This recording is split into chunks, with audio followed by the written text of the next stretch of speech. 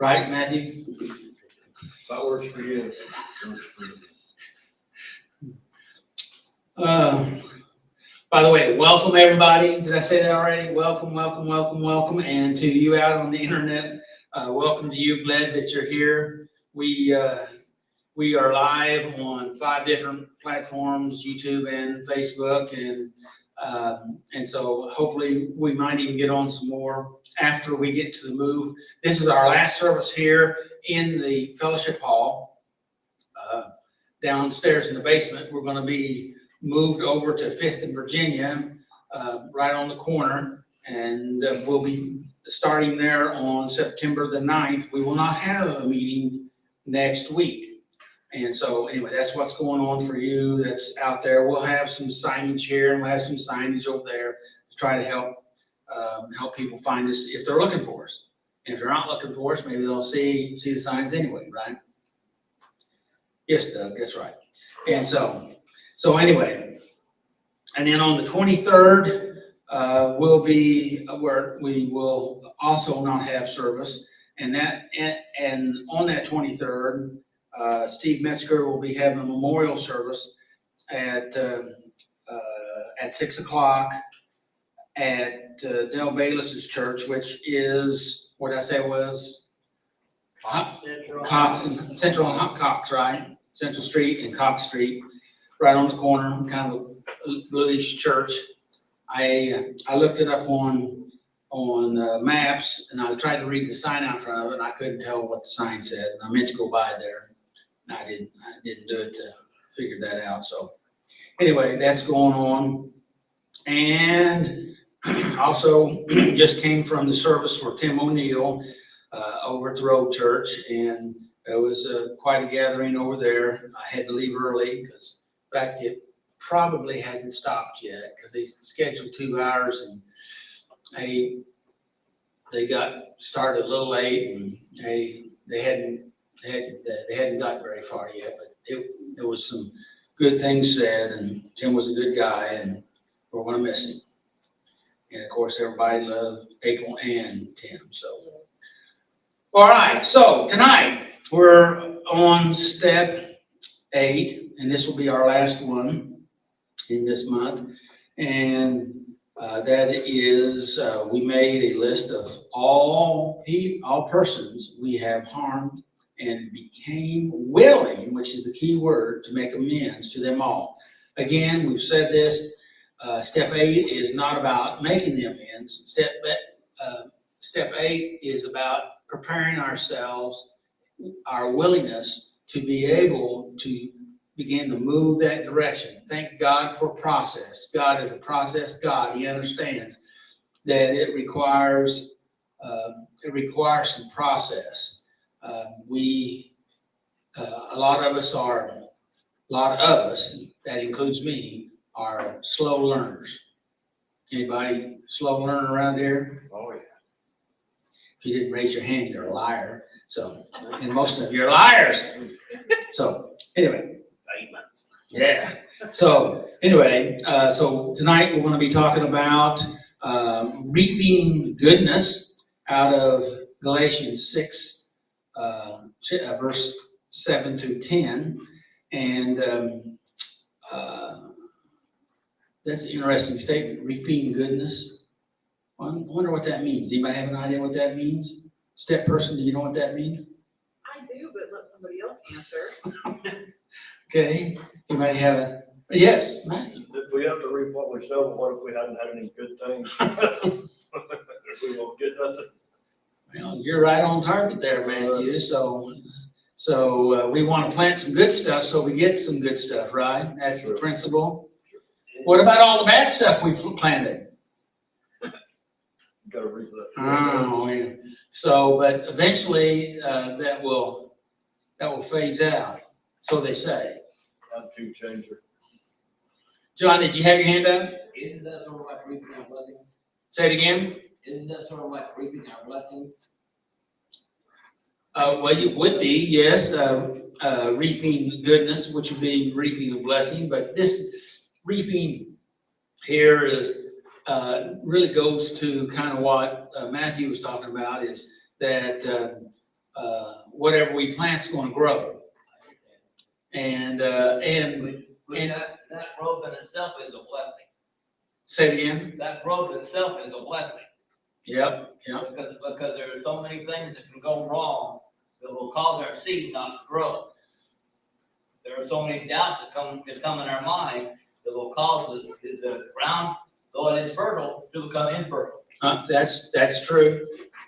But we thank God for His grace and His mercy and His love and His protection, because He's there to help us to work through all that other stuff. Yeah, we have to consider ourselves worthy of His help to receive that help. Correct? Well, I don't like the word worthy, because I don't think that's gonna. I don't think we can. If that's kind of grandiose thinking, the thinking that we're worthy, but we have to be willing to receive. We go back to step 8 here, talking about willing to make amends. We have to be willing to receive His grace. And it's not based on our worthiness, but it's based on our right standing with Him, because He makes us right standing, just as we've never seen Him. Based on our humility. You bet. And that's what we're going to be talking about tonight. And I'm going to be talking about 7 consequences of addictive behavior. I'm just going to touch it real quick, and I'm going to go into it a lot. But as I was studying this, that came up on my radar, and I thought, well, I'll just touch it real quick. How about that? Who's the liar The real now? I'm quick just gonna part. touch it real quick. I'm doing what Matthew said. I'm cutting it off in the beginning. So is the band ready to go? Yes. Okay. So we'll have the band, and then we'll have the reading of the will. And then, But I will be done. yeah. All right. Thanks, everybody. Oh, gosh.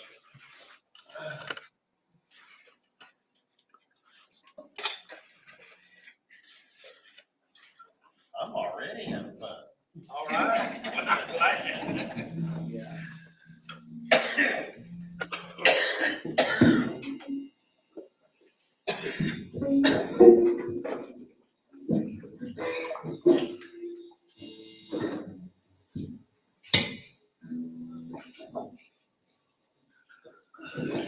Here we go.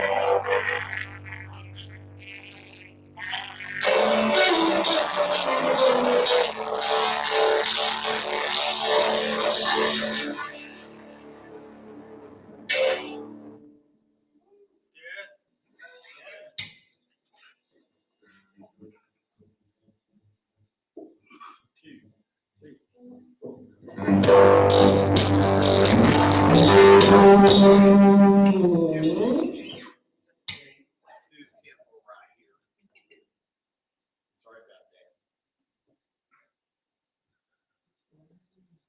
2, 3, 4.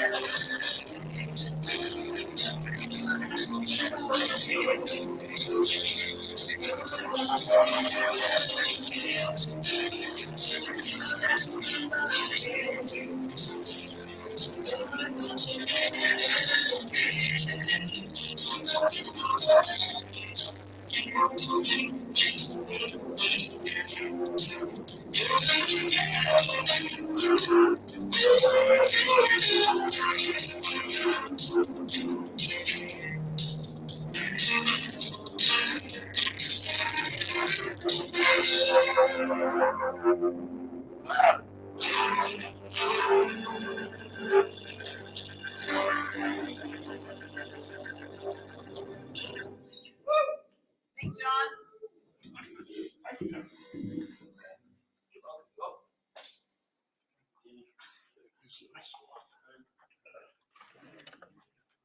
Come up here, John. I promised Matthew that when, oh, maybe I should have said Matthew. I say your name, Matthew. Anyway, we wanted to get a 9-month bracelet, and so, anyway, we want to give him that bracelet, and I'm trying to figure out what color that is, and that's yellow, John. So, we want to give him a yellow bracelet, so why don't we give Matthew a big hand? How about that? Congratulations. I plan on giving you a gold one of these days. How about that? That's for 10 years or more. How about that? Sound good? Yep. All right. So now we're going to have the 12 steps. John's going to read.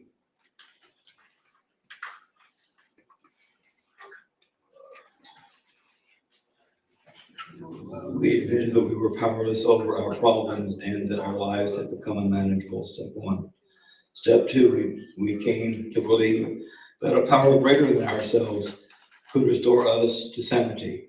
Step 3, we made a decision to turn our wills and our lives over to the care of God. Step 4, we made a searching and fearless moral inventory of ourselves. Step 5, we admitted to God, to ourselves, and to another human being the exact nature of our wrongs. Step 6, we were entirely ready to have God remove these defects of character. Step 7, we humbly asked God to remove our shortcomings. Step 8, we made a list of all persons we had harmed and became willing to make amends to them all. I find in step 8, the one that's hardest to make amends to is myself. Step 9, we made direct amends to such people wherever possible, except when to do so would injure them or others. Step 10, we continued to take personal inventory, and when we were wrong, promptly admitted it. Step 11, we sought through prayer and meditation to improve our conscious contact with God, praying only for knowledge of His will for us and the power to carry it out. Step 12, having had a spiritual awakening as a result of these steps, we tried to carry this message to others and to practice these principles in all of our affairs. Thank you very much. Is that me? It's Vanessa.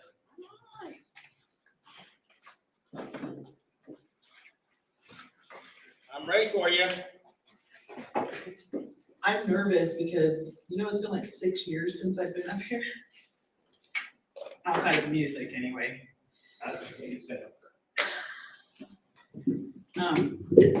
Okay. First time doing this way, so if I mess up, correct me later, not on camera, okay? Okay, thank you. So step 8, reaping goodness. We made a list of all persons we had harmed and become willing to make an amends to them all. While in recovery, we learn to accept responsibility for our actions, even when we are powerless over our addiction.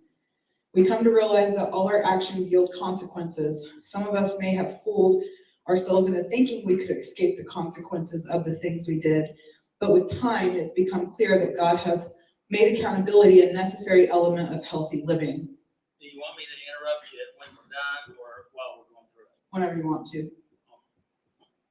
Okay. Well, let's back up a little bit Okay, because I was pondering whether I should interrupt you. interrupt me. Interrupt you. Okay. Well, let's back up to, let's start from the beginning again. You were going kind of fast. I was. Yeah, So I was trying to get to the scripture. Yeah, well, we'll get to the scripture. So Okay. go ahead and read the first line again, first sentence. While in recovery, we learn to accept responsibility for our actions. Stop. Okay. So what does that mean? We learn to accept responsibility Wait, you skipped something. while in recovery. Yes. So outside of recovery, we don't really learn to accept our responsibility because we're still blaming, right? Good. We're recovery is learning to accept our responsibilities. Wouldn't you agree with that? Yes. Yeah. So outside of recovery, we don't accept responsibility. Normally, we don't accept responsibility for anything. Would you all agree with that? Yeah. All right. So let's read that again from that knowledge base. While in recovery, we learn to accept responsibility for our actions. Do you want me to keep going? Yeah. Even when we are powerless over our addiction. What do you think about that second part that we just now read? When we're powerless over our addiction, Mhm. or even when Even when, that, because that's an acknowledgement that we are powerless. And before we're in recovery, mhm, we don't acknowledge that fact. right? Is that true? Mhm. So now we're acknowledging that we're powerless. So we're taking responsibility when we are feeling out of power, no power, we're powerless. And still we're taking responsibility, right, for our actions. And when we take responsibility for our actions, when we are powerless over our addiction, what does that mean? Before sobriety happens. Well, For me, well, that's what I keep thinking about the first three words. while in recovery. We have moved into recovery. When we decided that we're going to go ahead and take responsibility for our actions, even though I feel so powerless. What do you think about that? It's mind-boggling. Thank you for the honesty. But isn't that means you have been rushed upon with some new thoughts. Mhm. And that means you're a little more confused, which most times we think that's bad, but I say that's good. Mhm. Because you got new thoughts, it's challenging those old thoughts. But what's going through my head is like, even when we're powerless to addiction, is like whenever I was drinking, I had to be willing to come to realize that, oh my gosh, I am making a mess. Did I get sober that day? No. No, but that was probably the beginning of your recovery. Mm-hmm. Yeah, So being sober is not recovery, right, right? right. And that's, I think, what was trying to differentiate my mind. Yeah. Now, a lot of people think that sobriety is recovery, but that's not true, Mhm. right? That's right. You can be a dry drunk. Right. And so we're talking about recovery, okay? So we're looking for signs and symptoms of recovery here.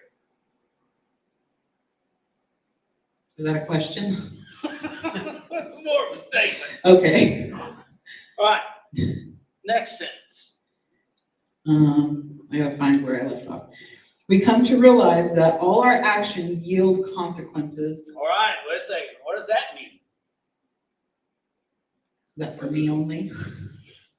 Whether good or bad, all of our things have consequences. Mhm. Well, we're primarily in this sentence, which is true, John, you're talking about, but in this sentence, it's talking about our addictions. I understand. For me, it meant bankruptcy Okay. and losing everything. Yes. And is that it? Is that the only consequence?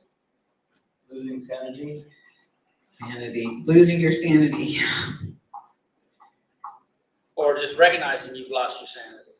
Yeah, yeah. Losing that warm, fuzzy feeling inside you get whenever you do something good. So being emotionally apathetic, And like that was, yeah, Or non-emotional, period? yeah, Totally numb.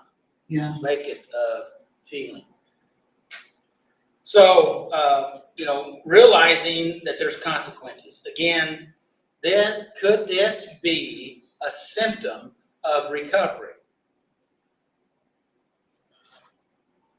Realizing that all our actions yield a consequence, yeah. All right. Realizing it, Yeah! maybe not Man! wanting to go through it. I guess we're talking about willingness, so Yeah. never mind. Yeah.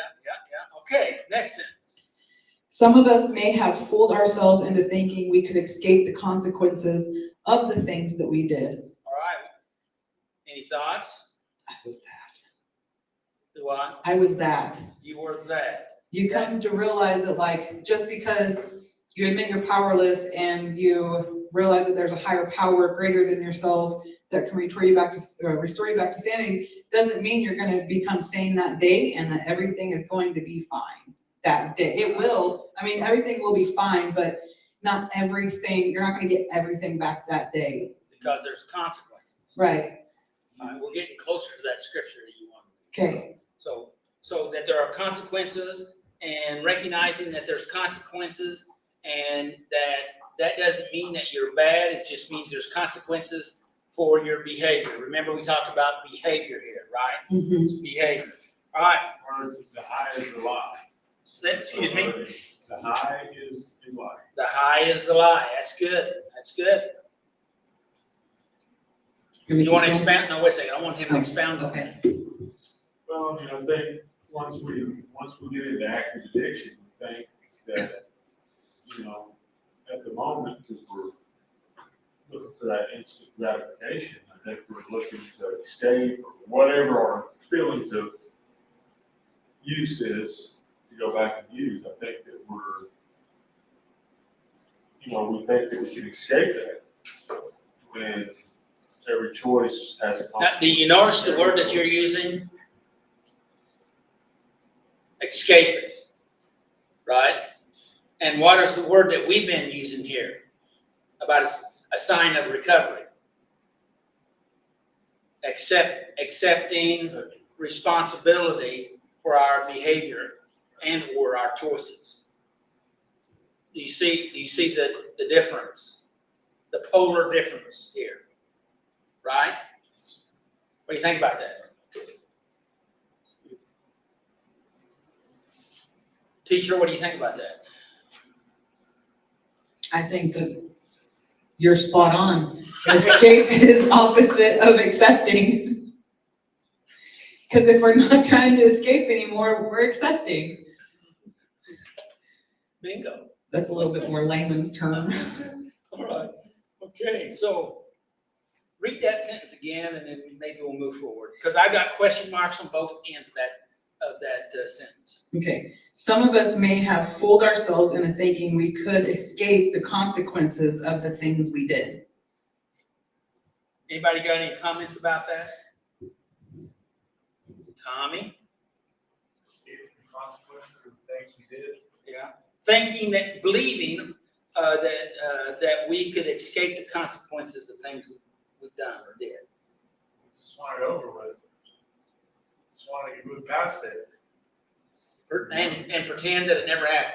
No, just work through it maybe, but hopefully it goes away faster than the consequences, the bad consequences. Okay, may I ask you a question there? Yes. How'd that work out for you? I haven't worked through it. There you go. And that means what? Working through it. Good steps and good work. and learning. Yeah, well, Learning. let's keep it in context of what we've already talked about. Oh, accepting. Yeah, I have this every time. Okay, fine, let's go to the next sentence. But with time, it has become clear that God has made accountability a necessary element of healthy living. Healthy living. So what would be one of the key words in that sentence? Accountability. Accountability, okay. It's a And if there was a secondary dual words, what would be in that sentence? Healthy living. Okay, I was gonna say that, but you said dual. Dual, what that means. Oh, together, never mind, not polar. You're not polar, but dual. And so accountability, if we're accountable, then it links up with, Healthy living. yeah, all right, yes. See, I like to have multiple voices going on here because that's the way things are in my head. Okay. I won't comment. You don't? Anybody else got a comment about subject material? Go ahead to the next sentence. The whole scripture? Oh, yeah, okay. You will always harvest what you plant. Those who live only to satisfy their own sinful nature will harvest decay and death from that sinful nature. But those who live to please the Spirit will harvest everlasting life from the Spirit. Galatians 6, 7 through 8. right. So, what the scriptures here saying that if we harvest, if we're living in the sinful nature, or the lower nature, then we're going to harvest decay and death, right? Yeah. We all got that, right? Yeah. Is there any other alternative to that? Sowing good. Well, I mean, no. Is there any other? Is there anything else that you can get out of living in the sinful nature other than harvesting decay and death? No. I just checked. And then the rest of that sentence is about choosing to live in the Spirit. What does that mean, living in the Spirit? To live in the Spirit is like once God or once the Holy Spirit lives inside you, like listening to it instead of your like knee-jerk reaction or your animalistic instinct. And even if that means like putting that on pause for a minute to feel your gut. To me, it's my gut.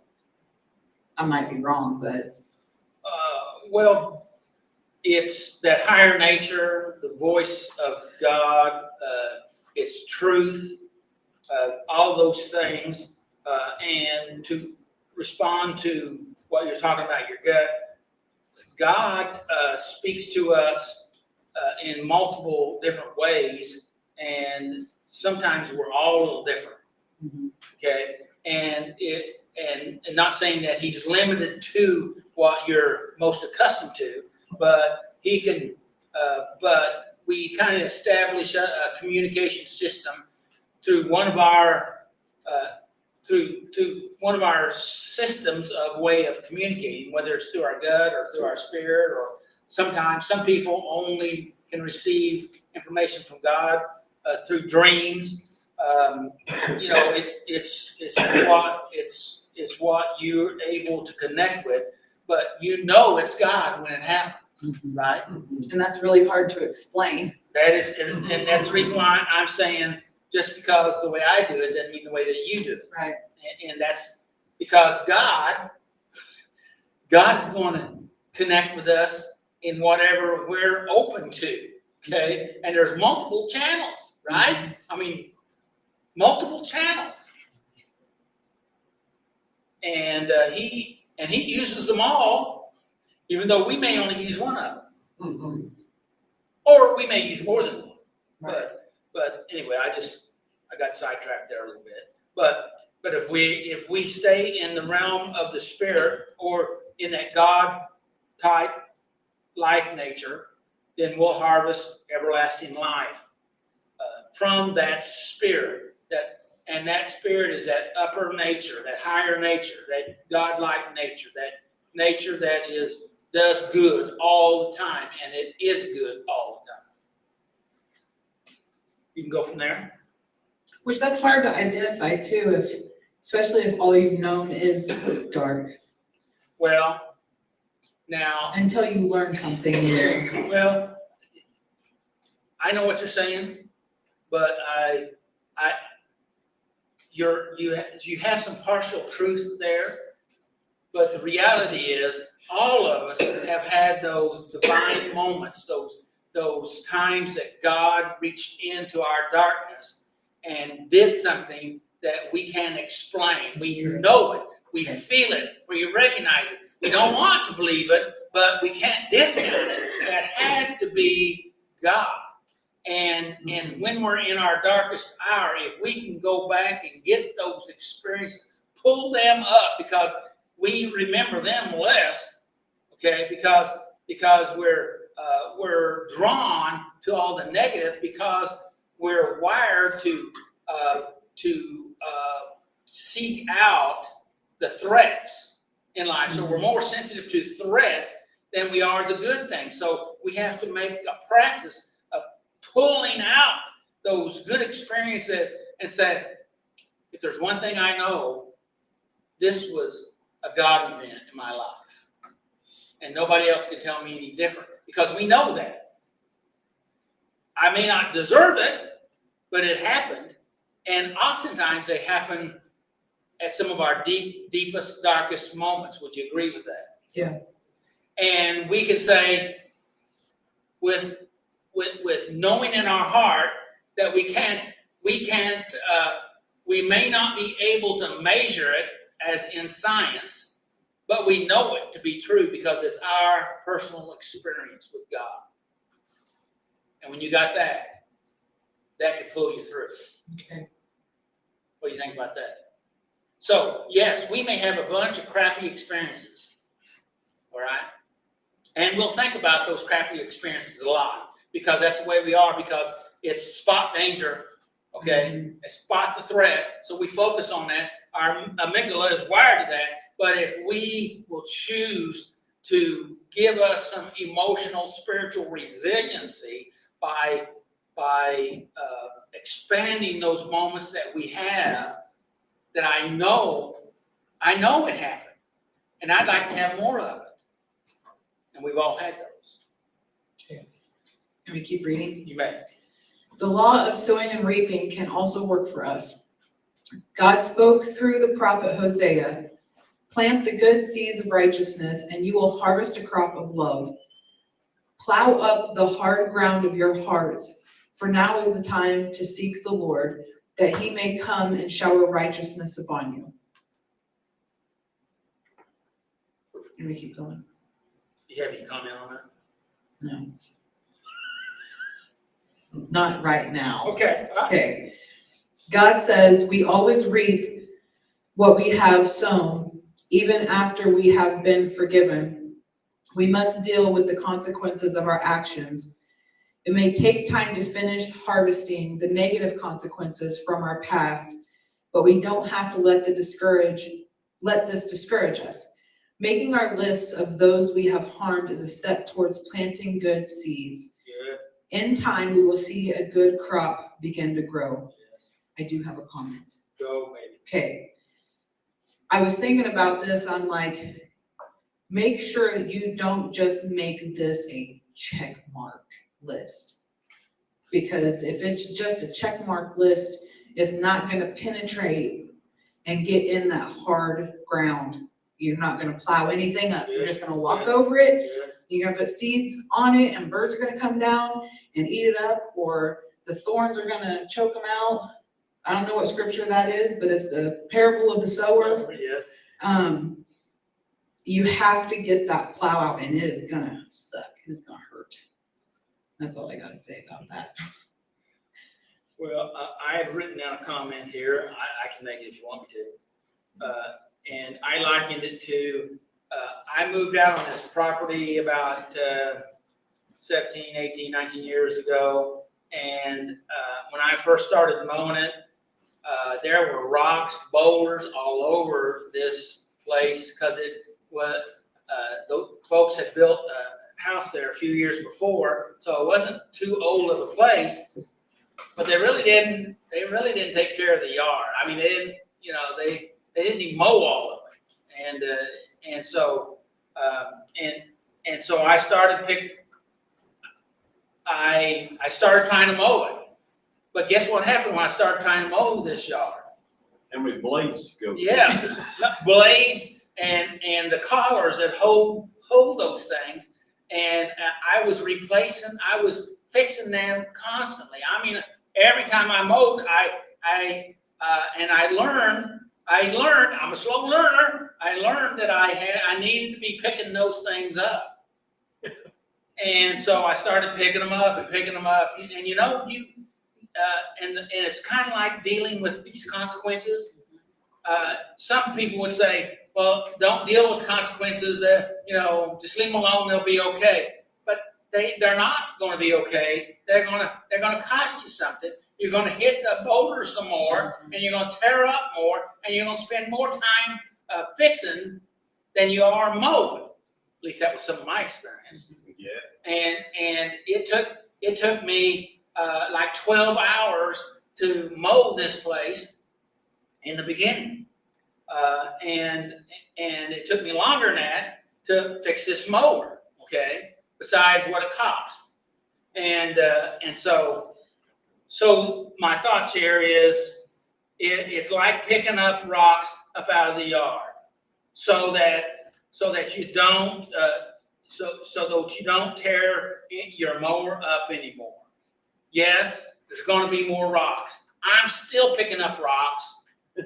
It's Missouri. Yeah, I'm still picking up rocks, but the rocks are getting smaller. Okay, and but things are getting, keyword here, are getting better. Yes. But I had to deal with the consequences of my stuff. Do you get the parallel? Yes. Do you get the correlation? Okay. I was just thinking that, like, my first thought was, oh, just bring a dumpster or a dump truck full of dirt. Well, the dirt has to settle and the rocks will reappear. I did that too. They come back. I think they push up from China. Yeah, but you know, but I've done it. It helped, but they still show up, and every time I walk through the yard, I'm looking for stuff to pick up. Well, the dirt, adding dirt to the rocky yard could be the substance, or it could be avoidance, not making an amends and, How we cover up the problem. yeah, covering up the problem. Anyway, Well, as one guy told me that fixes up rocks, fixes up yards, he told me, he said, these people wanted all the rocks out of their yard. He says, I'll never get all the rocks out of the yard, because when you take all the rocks out, there's no yard left. So somewhere you have to decide it's enough. Okay, it's where it needs to be, and then if we continue to I think maybe put some soil in, cover up, but then stay diligent for those things that start sticking their heads up and dealing with them. That's my lesson from boulders in the yard. That kind of gets into a further step. Continue to take personal. Yeah. When you get that managed level, then you gotta keep. Got to keep after it. are we moving on? Yeah, we're moving on. Okay, Did I you don't have know something else? who, no, I don't know who's doing the reflection. You don't? Nope. Willie wants to be first.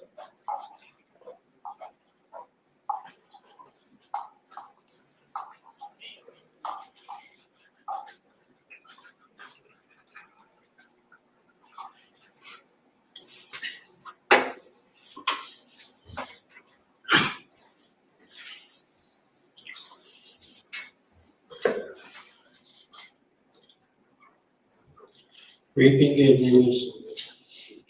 Good sound, right? Question number 1, what crops did I sow while practicing my addiction?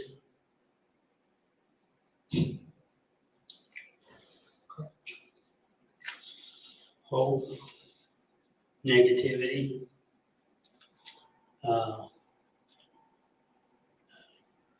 deception, all bad on that. Your addiction's there to come and take it away from you.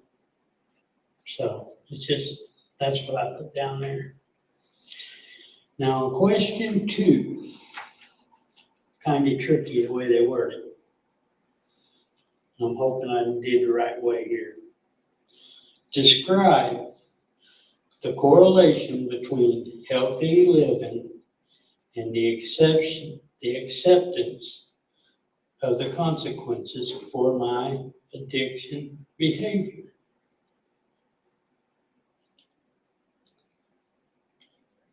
Both of them are the same, right?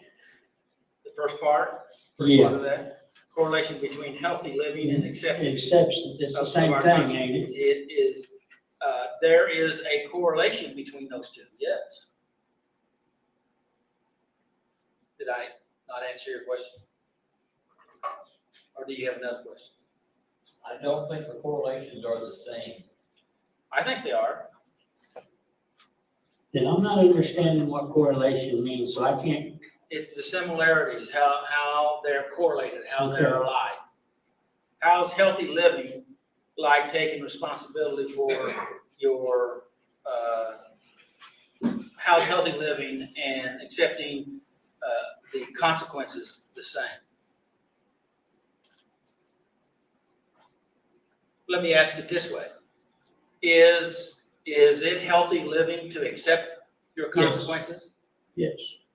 So So that it's the same thing, so, I reversed the Right. order for you to hopefully help. So it's health, and that's what we've been talking about all night, is Right. taking responsibility. so accepting that you are living healthy. So describe the correlation between healthy living and accepting the consequences. That would be reaping goodness then. Okay, that's right. That would be the correlation. Right. Because what happens if you don't accept your consequences? Now then you're gonna go back to your addiction Yeah. if you don't accept it. Right? And like pretending those boulders are not out there in my yard, Right. I'm gonna break some more. Right. What those columns called? Are they called Towers. towers? That's it. Yeah. So I break more towers and blades and who knows what else, You're right. right? So how's that? That works, because I didn't understand question 2 and I was trying and the best I could tell, it was the same thing, but now I see where it comes in. All right, Okay, I'm gonna turn it over to Tommy. Tommy. Hello, everybody. Hey, Tommy.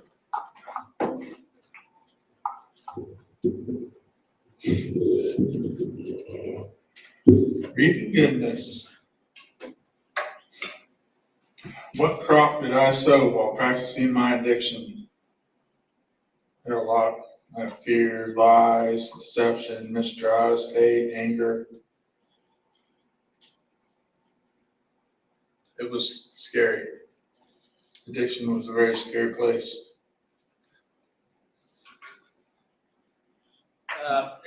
Expound on that, what you mean by a scary place. Because there wasn't much, didn't seem like there was much good there. Okay, so addiction was to escape the fear, but that same addiction Also caused added the to it. fear. Also added to it greatly, yes. It didn't fix none of it. Okay, that's an interesting statement, don't you think? Yes. Go ahead. Um, Don had something you want to say? I think while we are in our addiction, we believe that it is helpful. But it is when we step outside of our addiction and we start recovery, we start to get a clear head, that we realize that it wasn't fixing anything. Fixing anything. It's true. So if we go by what John just said, then your addiction wasn't scary. Well, you're in it. It wasn't. Oh, yes, it was. But when Well, he says it wasn't scary when you were in it, and you're saying it is scary when you're in it. Yeah.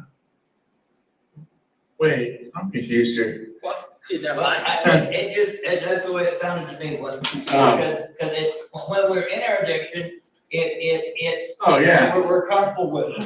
But it's when we step outside of our addiction, that our addiction, we look back and it's scary. It scares us that we got off track. Oh, as a yeah. kid. Yes. Yes, I agree with that. So Brandon, what's your thoughts on that? I think a lot of people, it is scary while they're in it, but I think that's a lot, I was kind of thought on the comment that came to me, I think that's why people stay there. Because they know it's scary, I know what it brought me, but why do I go back? Why do I go back? I'm still kind of thinking, I mean, but Speculate, there's issues speculate why. up here. I mean, Because it's a known comfortable. Yeah, Scary as opposed to the unknown scary of the other. It's true. so now we had some different opinions on the same thing. And can both of them be true? Be careful. Yes, they can. Yes, they can. Depends on your mind. Now, some people say, no, it can't. Depends on your mindset. Okay, but it really depends kind of where you're at in your situation, right? And maybe it was scary to you and you wasn't even aware of it. You were more self-deluded. Who knows? I'm just saying, think about it. The battle is in the mind. Go ahead. Gonna move on? You mad? All right. I also had a tough time with this question. Describe the correlation between healthy living and acceptance of the consequences for my addiction behavior. I didn't understand what it was saying, and I kind of did, because I thought correlation means something similar or parallel or two things, but I couldn't figure out what it was meaning when the difference between healthy living and acceptance of my consequences. I didn't understand what that was asking me. Parallel a negative and a positive thing together. I think if you break the word apart, core relationship, what's the core relationship? That's another way. That's good. That's good. That's good, John. That's another one. Now my brain And is see, still- you were saying it's the difference. Yeah. Okay, but it's not about the difference. It's the similarity, the core relationship, like John just said. So my answer I put was helps me learn my addictive behaviors when they come up in life so I can live healthy. And because we see accepting the consequences as a bad thing. Yeah. And it's trying to help us see, no, that's a sign of recovery. That's Growth, healthy living. That's, remember I said, we're looking for symptoms or signs of recovery. Yes. That's one of them right there. But see, our mind is so set on the negative. Oh, we see, well, it has, they can't be the same. Well, wait a minute, maybe it is. Because maybe it is. Makes sense. Because it is. It's a good thing. It had me thinking for a while, but Well, that's a good thing.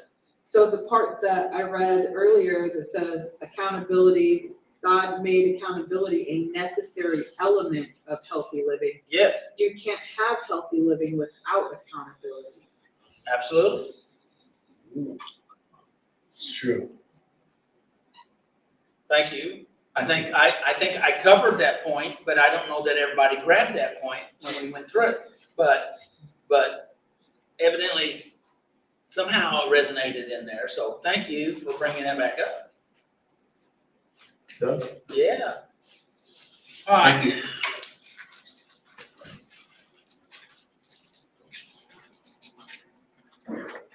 Is it okay that we have this little chat discussion like we're doing? Does that help? I like it. You like it? Does it help you grasp things? Yes. Yes, no? I can be quiet. Maybe. I can, I've done it before. But I want to read something that I wrote down about, well, this is the question off the internet. What is the correlation between addiction and habit? And I thought that was interesting. Are you interested in knowing that? Yes.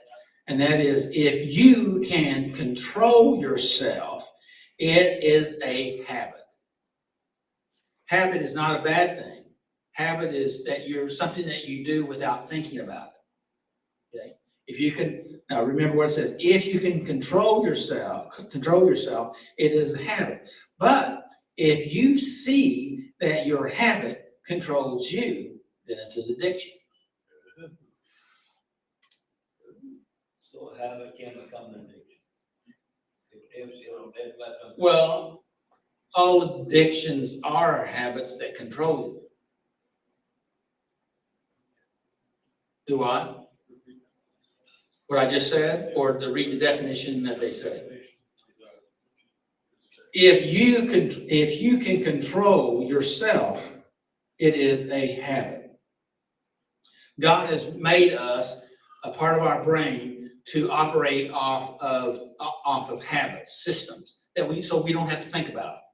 It will, and most of our they say 95% of all of our decisions are made in our unconscious, subconscious, because we have a habit there. It's an automatic system that's working for us.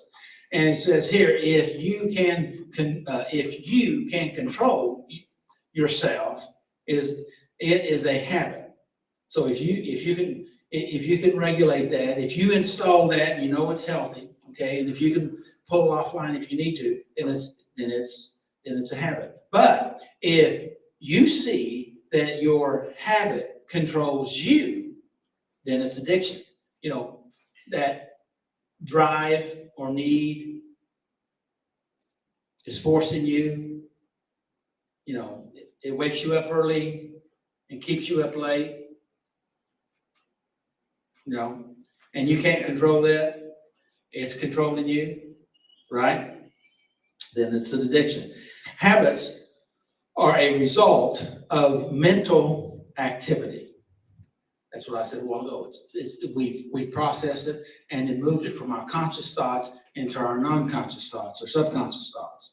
But addiction affects mental stability. Affects us from being mentally stable. In fact, these addictions really are a factor of what we call a mental disorder, a disordered thought pattern. Okay, and addictions, adversity affects the power to think, make decisions, and also affects behavior patterns. In other words, it runs you, and it's probably going to run you into negative things. So anyway, I thought I'd throw that in there. 7 consequences of addictive behavior. Here they are. They say that the impact of addiction can be far-reaching. 7 of them. Cardiovascular disease is number 1. Well, let's back up. I want to talk about what is a addictive behavior. Now, we're not even talking about a drug here. We're talking about a behavior, which could be taking substances, or it could be acting out, or it could be a certain way of thinking, or choosing to turn your thinking off and just go emotional. That would be a behavior, wouldn't it? So what are addictive behaviors? So they're saying these 7 consequences are from addictive behaviors. That means it affects our body, okay? You follow me? You follow me? Number 1 is that cardiovascular disease.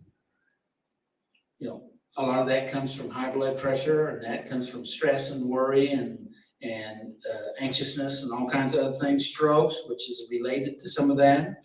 Cancer means stress is breaking down in the different systems of your body. Here's an interesting one. It says HIV or AIDS, which is another immune issue affecting our immune system. What affects our immune system the most? stress, right? Okay, the way we think, which, because what we think causes us to go into emotional behaviors, all right? It says, number 5, it says, Hep C and Hep B, all right?